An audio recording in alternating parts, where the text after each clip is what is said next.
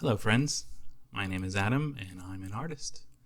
I'm going to show you how I made this watercolor painting here. It's a little abstract project I did with, I want to do something with greens. So if you like the way this looks, I'm going to show you how I did it. So the first thing I do is I get this paper here and I get it all scuffed up with this razor blade. This is a very small, very affordable razor blade.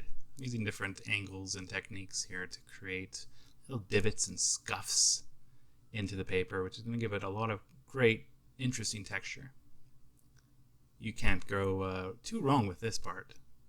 Just don't go too deep.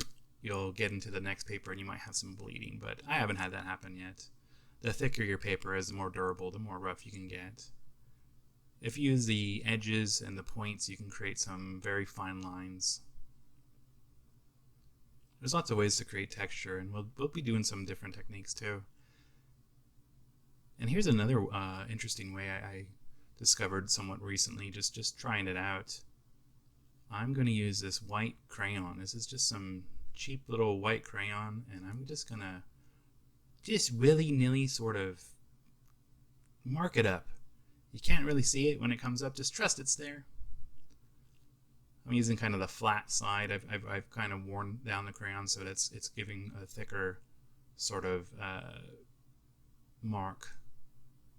And what that's going to do is kind of, water and wax don't really mix, so it's going to give it a different kind of texture, which will look interesting in the final product.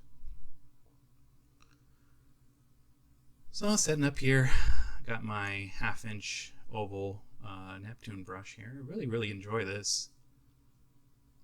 Different brushes will give you all sorts of different strokes, and once I tried out this brush, I just fell in love with it. So today I'm kind of feeling green, and I'm just gonna make some big broad marks with green and just play with it. No real thought, just having fun. I'm using this little spare piece of paper to color test.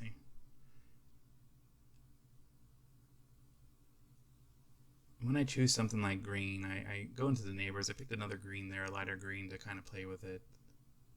And I thought, what would look good with that green? So I went for this kind of violet color here. Just thinking about our color wheel and what looks good together. If I get a little green inside the violet, it's not going to get too muddy. And I'm kind of testing it and making sure that's true. And here's kind of another shade of green, which looks real nice. So when you're going for a color, you say you want a nice green painting, and there's lots of different shades that you can make. This set has lots of different shades, and I'm just utilizing those. And blue is a friend of violet. Without blue, violet couldn't be, and green comes from violet, so I figured, hey, those are all friends, they should play together. Here I use a little bit of water to make the paint kind of pull into each other, kind of thin it out. Because you can paint with just water.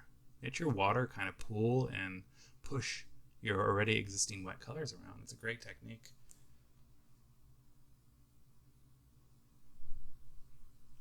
Just playing with it, just having fun. Abstract's all about having fun.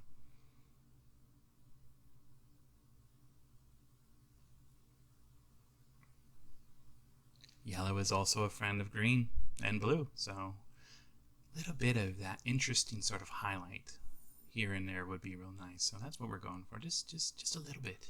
You don't want to overdo it.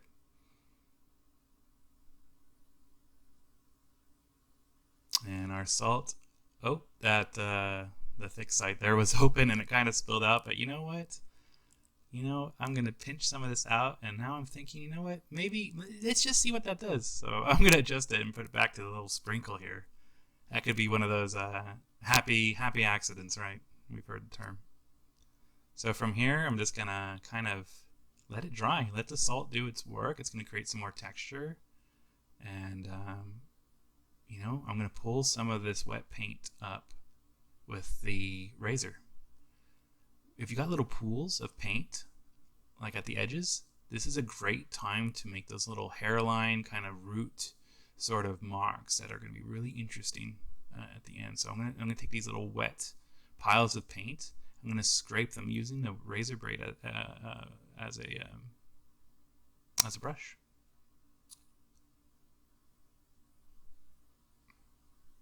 Yeah, it'll look real nice when it's done, I think.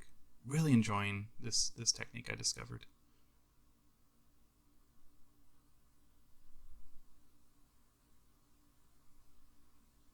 Yeah, that's going to be nice. Really enjoying this color combination. And I do have a little color wheel that I can reference. No one's above doing that. So if you're not sure, just see what colors look nice together. Some colors, when they mix, they just turn into mud, and you know that you just went too far. Some just don't play good, some do. There we go. I'm also making some marks inside the paint. I think I just need a little bit of weight over here. So I'm going to put a little darker spot because I want to make some more lines, so we need some wet paint. A couple of dark highlights here. That's nice. The bottom left and the bottom right are kind of more balanced here, and this is what I wanted to do. I think that's going to be a nice little mark. Yeah. All right.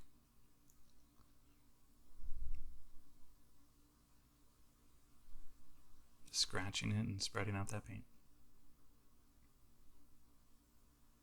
And just have fun with it. I don't really have a finished product in my mind. I'm letting the paint do what it wants to do, letting the painting do what it wants to do, kind of working with it, letting it kind of dictate what I want to do. So just let it dry and come back and visit it. Okay, so it's all dry here. You can see the texture, and I'm checking out that pile of salt here. Kind of rough, and I'll pinch some of that off, but you know what? That's okay. I like that. It's got this kind of, I don't know what you call, like kind of cloud floret sort of thing from that salt. And that big pile did not do me any harm. That's okay. Kind of rough texture, which is cool. Feels neat. So I'm going to take a look at this and evaluate it and go for some marks.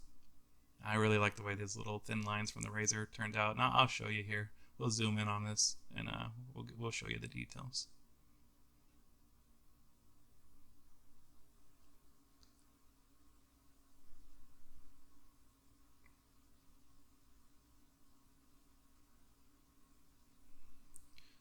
So let's see, we can do some marks here. I got this gold pen. It's a Signo pen. I'll link my tools there at the bottom. And I'm going to just make some little dots and lines just here and there.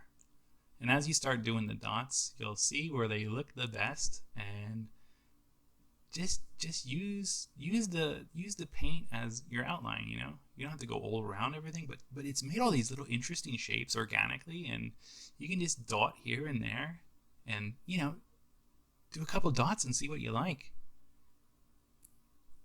Kind of balance them out. Just let it know. Let your eye kind of say, okay, some lines here, some dots here.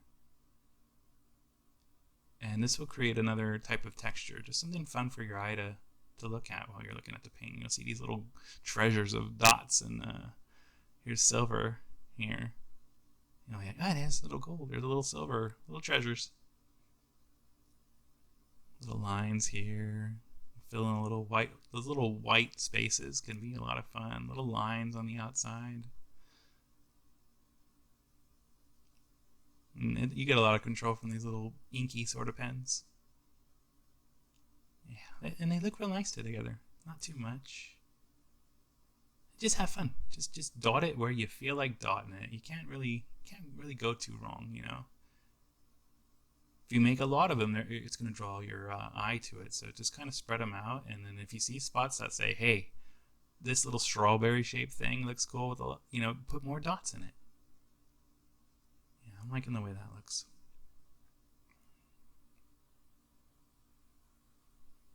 Here's a white Signo here, and I'm going to draw some faint lines. And this is oftentimes the spooky part. It's like, well, what if I do something? If it's light and just loose enough, I'm holding it real loose at the top and kind of just making these little circle, little scribbles. It'll be light, and it's just gonna work out. It's just gonna work out. You really can't go too wrong in this as long as you're organic with your movements. You don't want to press too hard. But the more you do this, the more you kind of realize what it is. So I'm just taking these little shapes, these little like countries or whatever you want to call them, and treating each one like its own sort of thing, and it's gonna look real cool. And this is just a pencil. We're gonna do some little graphite lines here and there. I like to use pencils sometimes because it's light, and then I'm using my less dominant hand here, and that helps do some lines that are more loose and light. But the graphite pencil, kind of, you see it and it's like, oh, it reminds you of school, and it just grounds the painting into something. I don't know, it gives it some earthiness, so to speak. The most common denominator of art and stuff is like the pencil and the crayon, and I used them both here just to give us a little foot into our past.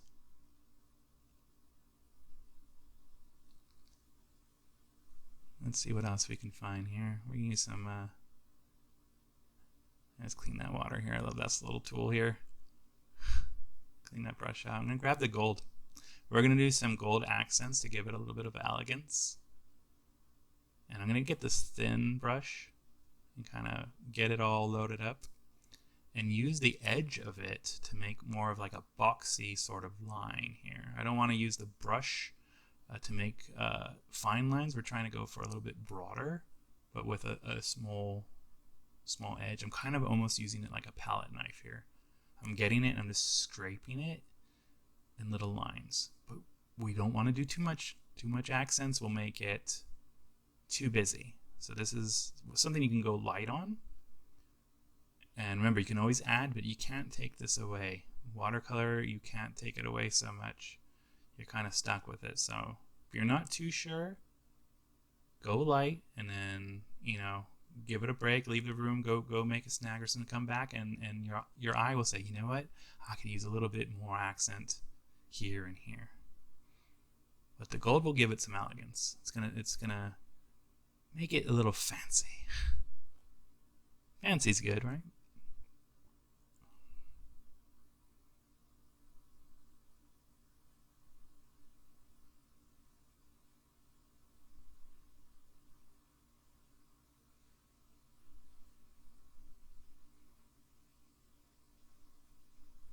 I'm liking that. We've got a few like kind of boxy areas here. Just try not to overdo it. Remember, abstract ceiling comes from like knowing when to start and stop. Knowing when to stop, when it's too much. This is a little marker, a little pen that came with I believe this one came with the watercolors here. I'm using these mailing paints, which I think this is the one that came with it. Yeah, I actually really like this. It's just a fine liner pen, and I'm going to just do some dots and just see what it does, kind of test it out.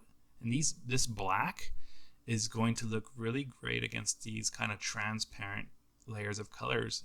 And I just tested it in that dark area, so if I didn't like it, it wasn't too big of a deal. But now I'm going around these shapes a little bit, and I'm looking like, hey, this isn't bad. And if you don't like it, you did 2 or 3 dots, hey, that's okay. Someone will see it and be like, oh, I wonder where those dots are. Where they come from? Is there any more? And I'm liking this black. This is a good idea. So I'm kind of thinking, I wonder if I should do some thicker, bolder black marks too. But again, you don't want to do too much. Abstract needs to be an organic sort of mess. You can't do anything and just expect it to look good. It's got to look like an accident, like the beautiful things nature does when water just splashes on something, or when something just splatters from afar. There's an organic thing to it that looks natural, and that's what we try to replicate when we do abstract. We want to make it look like nature did it, and that's us. We're trying to be a conduit. We're being a natural thing, trying to convey, that natural chaos into beauty, into a painting. And this is a white Posca acrylic marker. And the black made me think, you know what? White would be subtle.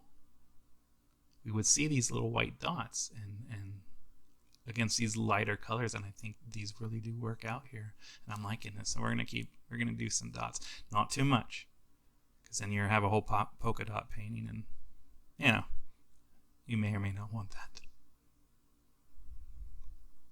But I like this. These little dots are cool.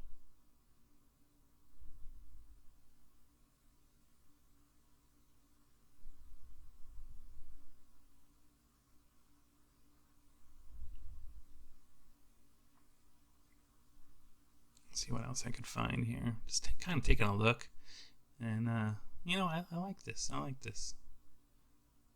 I'm gonna take a look. I'm gonna rotate it, and just I recommend doing that with abstract.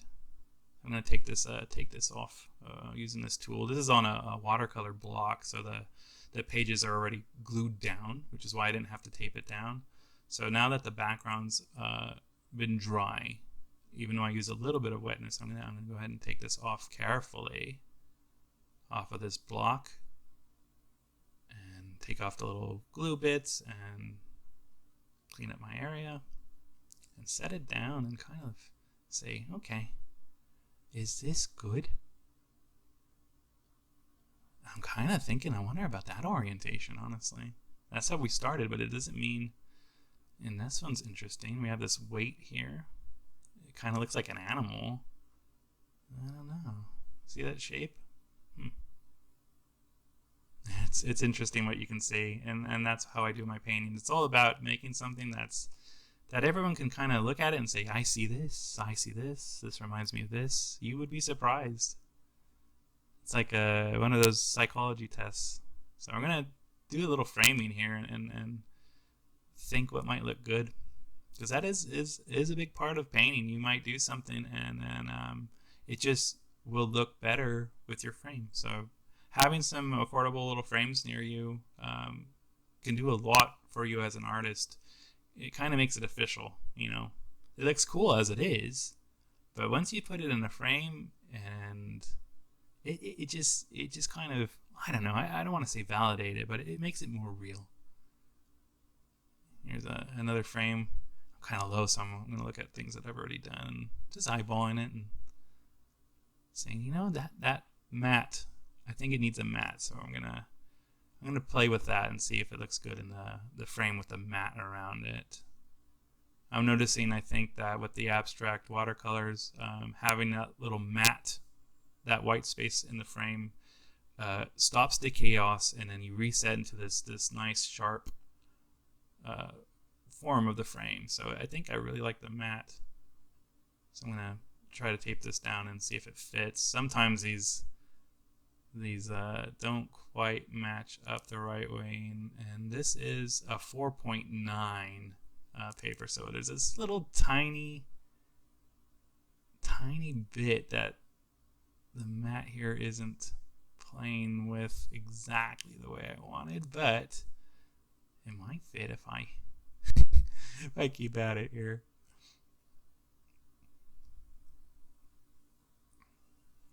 But yeah, what you want to do here is you kind of put it in here. I use just real easy masking tape to tape down those edges and to make it flat. That way it doesn't look all, you know, wobbly. And hopefully this works. But I'm liking the way this painting turned out. I really wanted something green, and I really like the way these colors look, so can't wait to take a look at everything. Just testing it here and see what it looks like. It's kind of an exciting part when you're done, you know. I'm like, hey, I don't know about this orientation. I'm kind of liking that. But then again, that's good too. You decide. You tell me what you guys think, and I'll show you the both views here in a little bit. So I'm just gonna look at it and think, do I like that?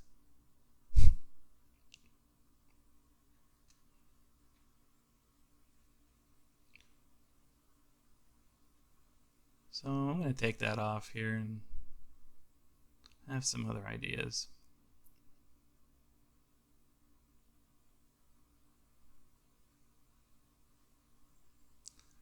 You know, I think it needs a little something, so I'm gonna go back in here, and I highly recommend doing that. You know, if you're not sure, walk away, or you know, like I said, I was spending this time framing it, and you'll look at it again and be like, you know what, I think I need a little bit of weight, you know, on this corner, or I need to balance it out here.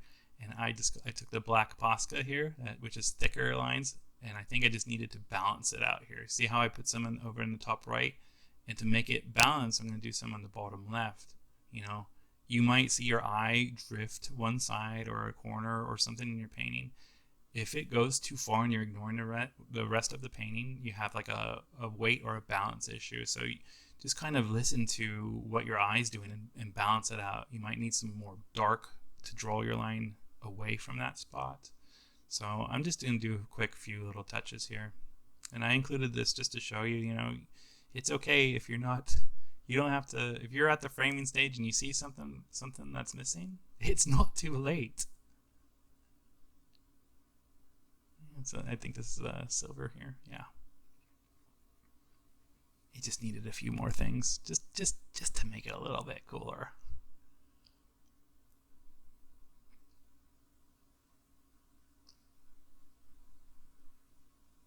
Okay. Little bit more gold, because there was this, it was kind of making this box, and I'm gonna go ahead and make it further into that kind of geometric square, that rectangle of paint that it's doing. I really liked it, so it's not too late, you know. Even if you framed it and stuck it somewhere and you look at it, hey, take it down, fix it. Don't George Lucas it to death, though. Don't overdo your fixes. But sometimes you just see, like, you know what, a little bit would really do it. And you'll know when it's right, you know. And if you overdo it, it's going to happen sometimes. Don't panic. Again, just put the painting to the side. Maybe take a couple of days to look at it here and there. And if you think it's not fixable, there's so many things we can do with paintings that don't work. So here's another frame, kind of checking that out. This one doesn't have the matte. And as you can see, I think it needs a little coop right there. I think it needs the matte. This is okay, but I think it needs the matte. The chaos is just going right into the edge of the frame, and I think that's just a little too busy. And this silver here, I'm actually liking, but I do have a little problem with the matte again. I need to fix that. You can see the negative space around the matte, but I'm just eyeballing it and seeing. So here's another frame, this little photo frame. I'm going to take this apart real quick, and I think this one might be the one. This has a bigger matte, and my painting's going to go over it. And here's a really cool thing. You can see how I'm pushing it around and see what part of the painting can be cut off. This is a great thing to do. And oh man, I like this. This kind of looks like a cloud over there on that orientation. Now, there's this, or that. And there's no wrong way. Just because you painted it in a certain orientation doesn't mean, you know, you can't change it. And check out those details. You see the gold, the thin lines, the way that crayon kind of repelled some of that water. And here is that vertical, which I think the top kind of looks like a stormy kind of thundercloud. And here's the orientation here, and into the cupboard. I like this frame. We'll see you next time, and thanks for watching.